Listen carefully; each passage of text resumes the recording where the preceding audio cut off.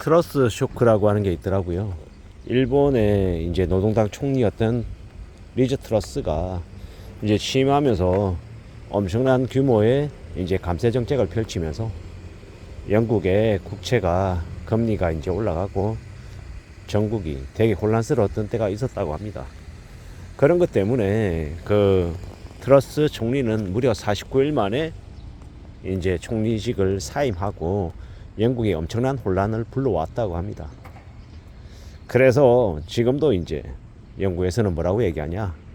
우리는 리즈 트러스 쇼크의 외상 증후군, 이제 질병을 얻었다라고 이야기할 정도죠.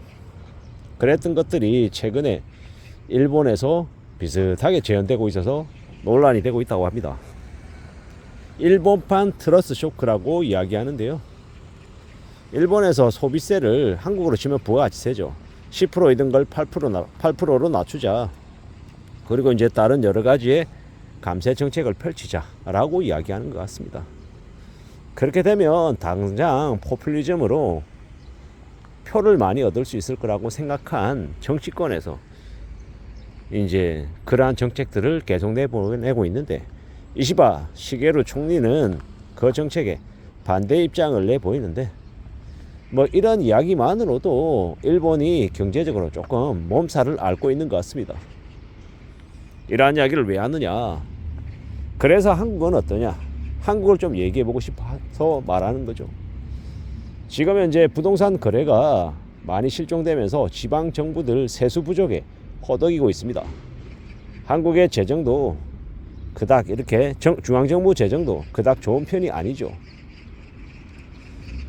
우리가 세수를 계속 확보해야 되는데 확보하지는 못하는데 계속 돈 나갈 일은 되게 많습니다. 이러한 것들이 우리가 좀 파악이 되어야 하고, 냉정하게 우리가 안전하게 살 수 있는 것들이 좀 확보가 되어야 한다라고 저는 생각합니다.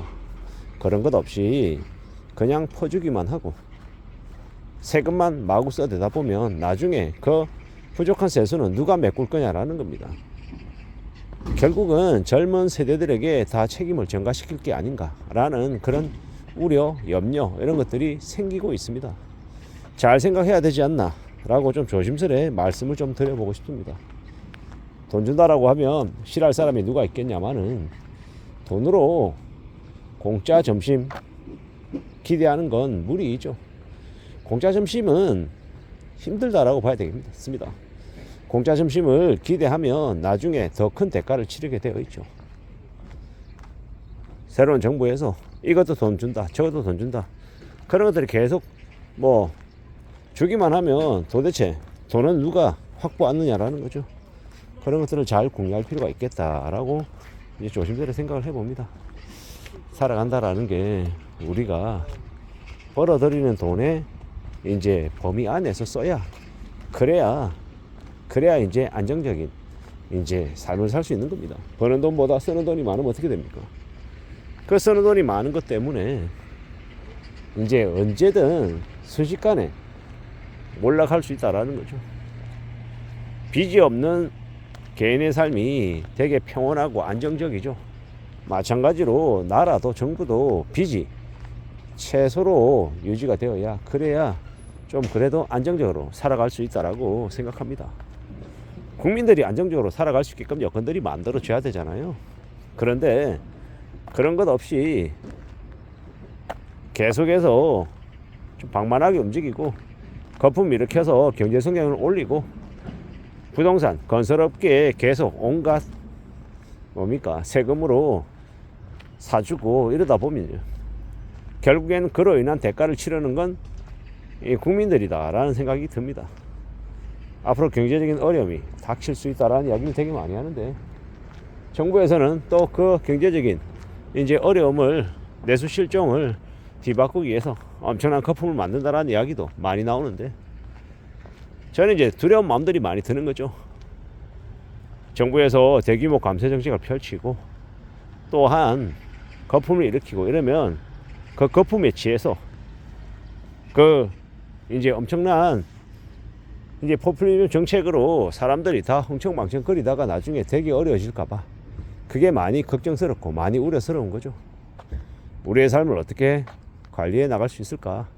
어떻게 다듬어 나가는 게 필요할까? 그런 생각, 그런 고민들을 하게 됩니다. 좀 더 두려운 마음으로, 좀 더 걱정되는 생각들이 이제 쌓이기 마련이더라는 겁니다. 지금은요. 우리가 어떻게 살아가는 게 좋겠습니까? 어떻게 살아가야 되겠습니까? 좀 냉정하게 생각하고 우리는 우리 지역사회에 있는 국회의원들이든 아니면 중앙정부에 있는 관료들이든 정부를 향해서 항상 비판할 것들은 최대한 비판하고 목소리를 더 높여야 된다고 생각합니다. 정상적이지 못한 정책을 펼칠 때 그에 대해서 항의하고 이의제기할 수 있는 그런 사람들이 많아져야 된다고 봅니다. 그래야 우리의 삶이 조금이라도 안정되지 않겠나라고 보는 거죠. 어떻게 될까? 어떤 삶을 우리가 살아가야 될까? 두려워하는 마음으로 관찰하고 살펴보고 언론 뉴스들도 보고 그 언론 뉴스들이 진짜인지 가짜인지 사람들을 현혹시키기 위해서 유혹하기 위해서 만든 내용들인지 이런 것들을 잘 좀 따져봐야 할 것 같습니다. 세상 만사가 우리 생각대로 흘러가지 않는 경우가 많습니다. 그럼에도 불구하고 우리가 잘 생각하고 잘 따져보고 잘 좀 관찰하며 챙겨나가야 될 것 같습니다. 조금 더 추설해야죠. 조금 더 두고 보기도 하고 잘 좀 궁리해야 될 것 같습니다. 뭐가 되었건 간에 안전하게 착실하게 잘 좀 살펴보자 따져보자 라는 이야기도 좀 하고 싶고요. 단순하게 그 정치인이 그 대통령이 진보냐 보수냐 뭐 이런 걸로 내가 선호하는 이 성향을 보이냐 안 보이냐 이런 걸로 판가름하지 말고 정말로 국민들에게 정말로 보통 사람들에게 의미가 있는 정책을 펼치는 것인지 아니면 그게 아닌 것인지 그에 대한 좀 생각들 고민들도 좀 할 필요가 있지 않나라고 봅니다. 잘 생각해 보자고요. 우리가 빚지지 않는 삶을 살아야 되듯 정부 또한 방만하게 재정을 운영해서 빚이 늘어나는 모습을 보인다라고 하면 목소리 높여 그렇게 못하게끔 좀 제지하고 브레이크도 내걸어야 될 것 같습니다. 그렇게 살아가야 그렇게 지내야 그래야 삶이 유지되고 또 우리의 인생들이 또 보호받지 않겠냐라는 겁니다.